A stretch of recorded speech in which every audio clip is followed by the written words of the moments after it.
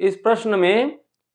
एक ईंट की लंबाई 20 सेंटीमीटर, चौड़ाई 10 सेंटीमीटर तथा ऊंचाई 6 सेंटीमीटर है, तो 60 मीटर लंबी और 0.25 मीटर चौड़ी और 2 मीटर ऊंची दीवार बनाने में कितनी ईंटें लगेंगी। यहां पर आप ध्यान से देखेंगे प्रश्न में, तो सबसे पहले ईंट की लंबाई, चौड़ाई और ऊंचाई दे दिया है, साथ में हम ये भी देखें कि सेंटीमीटर में दिया है, और उसके बाद दीवार की लंबाई, चौड़ाई और ऊंचाई दिया है, और साथ में ये पूछा है कि ऊंची दीवार बनाने में कितनी ईंटें लगेंगी। तो आइए हम सबसे पहले क्या करेंगे इस प्रश्न में, सबसे पहले हम ईंट का आयतन ज्ञात करेंगे। आयतन ज्ञात करने के लिए क्या होता है, जैसे कि ईंट एक घनाभ आकृति है और घनाभ का आयतन होता है लंबाई गुणित ऊंचाई गुणित चौड़ाई, है ना, लंबाई, चौड़ाई और ऊंचाई। तो ईंट का आयतन, और जैसा कि प्रश्न में दिया है, ईंट का आयतन हम देखें तो 20 सेंटीमीटर, 10 सेंटीमीटर चौड़ाई हो गया और 6 सेंटीमीटर ऊंचाई हो गया। आयतन हमने यहाँ पर ज्ञात किया है और सबको हमने यहाँ पर गुणा किया है, जैसा कि 6 कम 6, 6 दूनी 12, तो ये 12 आ गया, और एक शून्य और ये दो शून्य का ये दो शून्य, और सेंटीमीटर सेंटीमीटर सेंटीमीटर का गुणा हुआ है तो घन सेंटीमीटर, ये जैसा कि आ गया है। फिर उसके बाद हम देखें दीवार का आयतन ज्ञात करना है, और दीवार का आयतन ज्ञात करेंगे तो सेम प्रक्रिया, लंबाई, चौड़ाई और ऊंचाई को गुणा करना है। तो दीवार की लंबाई 60 मीटर में दिया है, तो 60 मीटर को हम सबसे पहले सेंटीमीटर में चेंज करेंगे, ठीक है, चूंकि ईंटों की संख्या हमको ज्ञात करना है तो इसलिए सेंटीमीटर तो के रूप में दिया है, ईंटों की यहां पर देखें ना सेंटीमीटर के रूप में इसका मात्रक है, तो हम मीटर को सेंटीमीटर में चेंज करेंगे, ठीक है, और 1 मीटर बराबर होता है 100 सेंटीमीटर, तो 60 मीटर बराबर हो गया 60 गुणित 100 यानी 6000 सेंटीमीटर। इसी तरीके से चौड़ाई को हम 0.25 को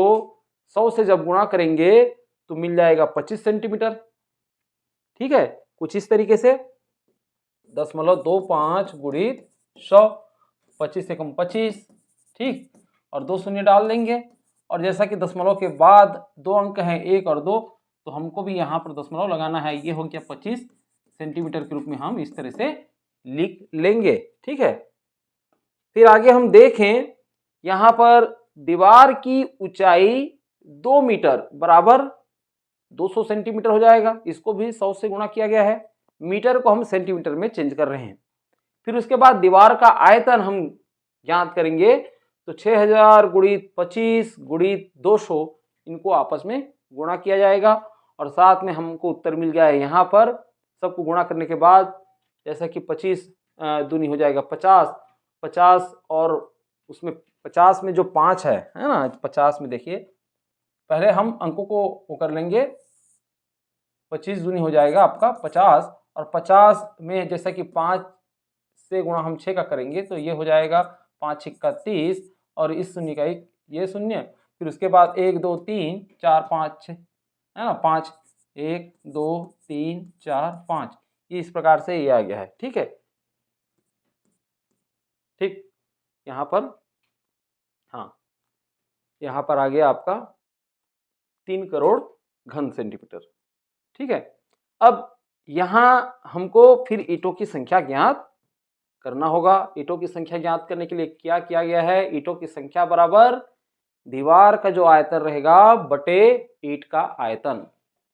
और ईंटों की संख्या बराबर दीवारों का आयतन क्या हमको मिला था, 3 करोड़ घन सेंटीमीटर, बटे ईंट का आयतन क्या था 1200 या 1200 घन सेंटीमीटर। अब जब इसको हल किया गया, ठीक है, हल किया गया तो क्या आया था, क्या आएगा देखिए, हल जब किया जाएगा तो ये शून्य कट गया, ये भी शून्य, ये शून्य कट गया, ये शून्य कट गया, ठीक है। फिर इसको जो है सरल किया गया है, काटा गया है एक दूसरे को, और काटने के बाद हमको मिल गया है 25,000 ईंटें। तो इस प्रकार से आपको दीवार बनाने में 25,000 ईंटें लगेंगी।